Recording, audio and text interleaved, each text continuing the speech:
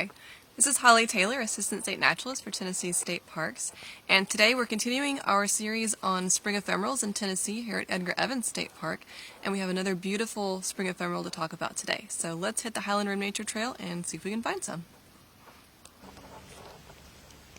So here we are on the Highland Rim Nature Trail at Edgar Evans State Park, and behind me you can see this big stand of this beautiful deep indigo blue purple flower. And this is dwarf larkspur, or Delphinium tricorn. And it's pretty commonly found throughout the state of Tennessee, at least the eastern two-thirds of the state. And this is a species that likes dappled shade, wooded areas, but a little more sunlight than some of the ephemerals do. And it also prefers calcareous soils, which means limestone soils. By the way, what's the state rock of Tennessee? Limestone, right. So, they like calcareous soils. So this is the most typical color of Delphinium tricorn, this really deep purple color. But you can also occasionally find it in pink or white or even bicolored individuals. And this just kind of has to do, as far as I know, it's a genetic anomaly. I don't think that it has to do with where it's growing. But most of the time it's this beautiful indigo color. So let's get you in close to the flower and take a look at the features of it. So the common name larkspur comes from this structure here on the back of the flower, which is a nectar spur. And it sort of resembles a spur on a lark's foot, which is where it comes from. A lark is a kind of bird. And then you have the Latin name. Now, the genus of this wildflower is Delphinium. And Delphinium stems from the Greek word for dolphin, which is Delphi or Delphis.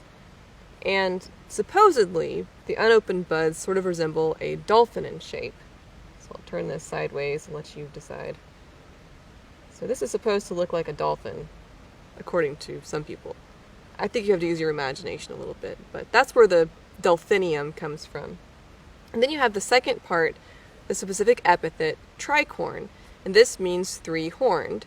And this is referring to the seed pods, or the fruits. There's three of them. It's a three-pronged fruit, sort of claw-shaped. And that's where tricorn comes from. So you can probably tell by looking at the long nectar spur on this flower that you need a pollinator that has a long pollinating apparatus. And the number one pollinators of Delphinium are bumblebees, long-tongued butterflies and moths, and even hummingbirds. You'll see a wide variety of other pollinators visiting the flowers, like other long-tongued bees or even bee flies, but these aren't as efficient at pollinating. Really, it's only the long-tongued species, or the longest-tongued species, that can reach that nectar and successfully pollinate the flower. So this species is propagated by dropping its seed, and it can also propagate itself by the rhizomes, or roots. And it can form some pretty large stands.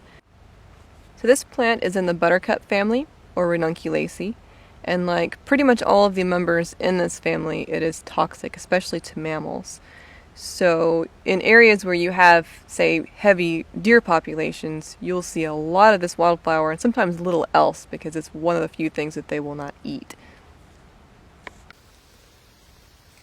This is a species that can actually be cultivated successfully in your home gardens. But we would always encourage you to seek out native plant nurseries to obtain your native plants if you're wanting to include them in your yard. And it's of course against the law to dig up plants in protected areas like state parks and natural areas. And also it's not a good idea because it can really have a negative impact on these populations of wild plants. So it's a good idea to support these businesses, these native plant nurseries. And you can also protect wild populations by giving them your business. And the added benefit of that is you can actually talk to the growers and get cultural tips and also get recommendations for things that will grow well on your property. I hope you've enjoyed today's video about Delphinium tricorn, or dwarf larkspur. And as always, if you have any questions or comments, you can post them below. And we look forward to seeing you in our next wildflower video. So thanks for watching.